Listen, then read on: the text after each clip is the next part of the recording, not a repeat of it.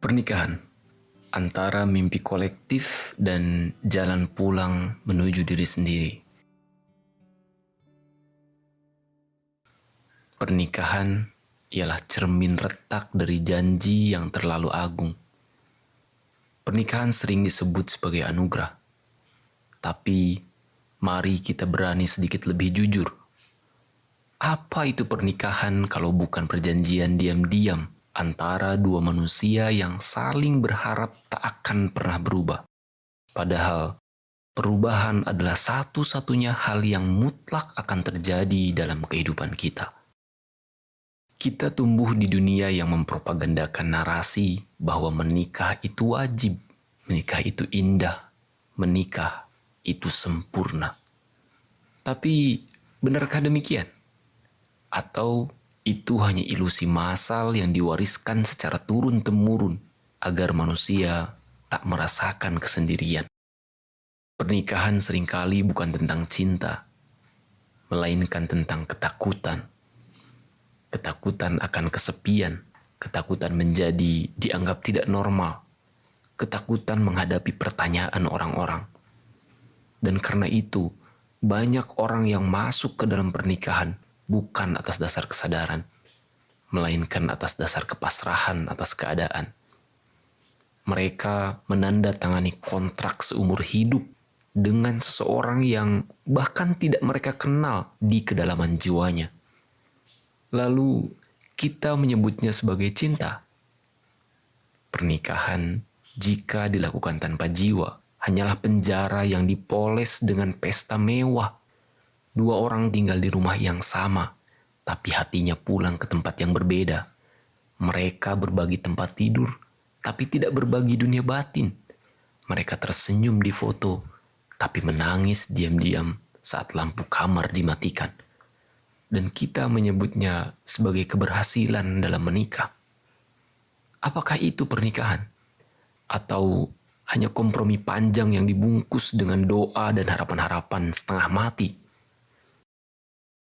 Ketika jiwa merdeka dijebak dalam simfoni peran yang dipaksakan.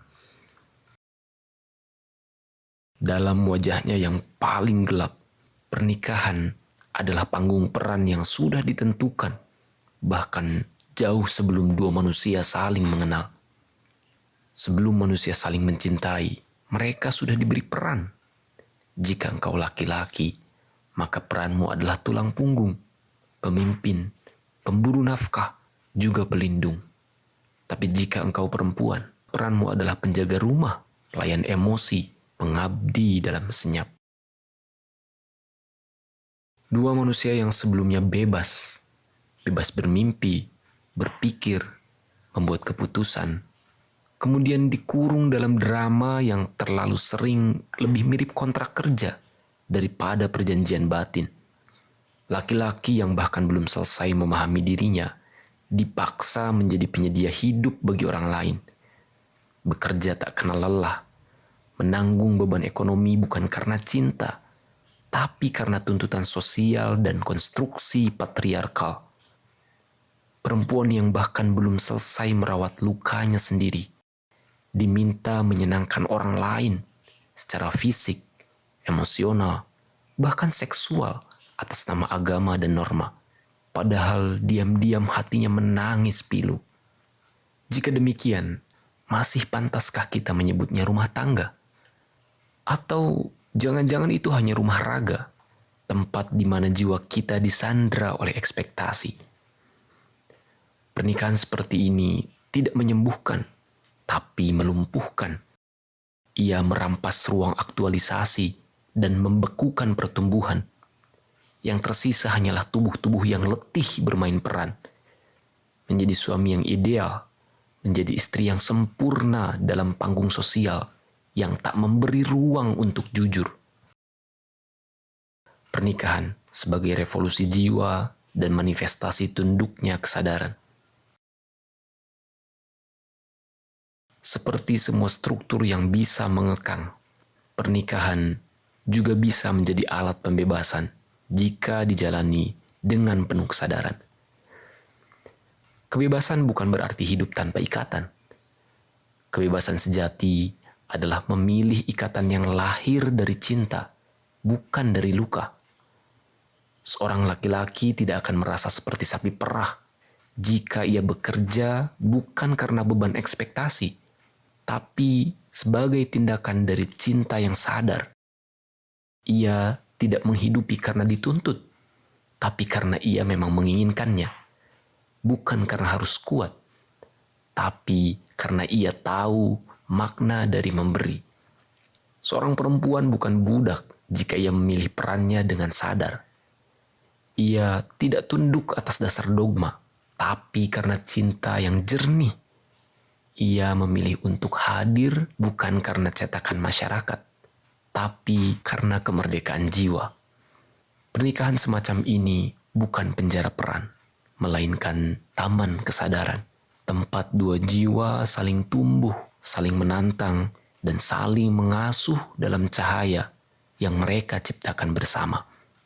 Dalam sufisme, pasangan adalah jalan pulang. Pasangan adalah tempat untuk pulang. Bukan karena ia sempurna, tapi karena ia menunjukkan luka-luka yang perlu kita sembuhkan. Dan dalam proses ini, kita belajar untuk mengenal diri. Kemudian bersama-sama belajar untuk mengenal Tuhan. Cinta yang hadir bersama kesadaran, ia tidak meluluh lantakan. Ia membebaskan. Ia tidak memaksa untuk tunduk, melainkan mengajak untuk tumbuh. Dan dalam Islam yang dalam, bukan yang literal dan kaku, pernikahan adalah sebuah makom. Pernikahan adalah stasiun spiritual, bukan jebakan sosial. Pernikahan tidak untuk semua, tapi cinta itu universal. Pernikahan bukan semata-mata takdir. Ia adalah pilihan, dan pilihan itu baru akan menjadi pilihan yang sehat jika dibuat oleh jiwa yang sudah selesai dengan dirinya sendiri. Jangan menikah untuk menyembuhkan luka, karena luka tak akan sembuh dengan menyandarkan diri pada orang lain.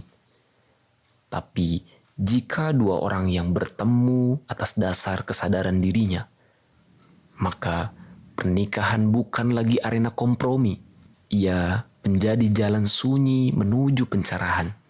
Pernikahan tidak suci dengan sendirinya, tapi ia bisa mensucikan jika engkau masuk ke dalamnya bukan karena takut akan kesendirian, melainkan karena sudah cukup utuh untuk mencintai tanpa syarat.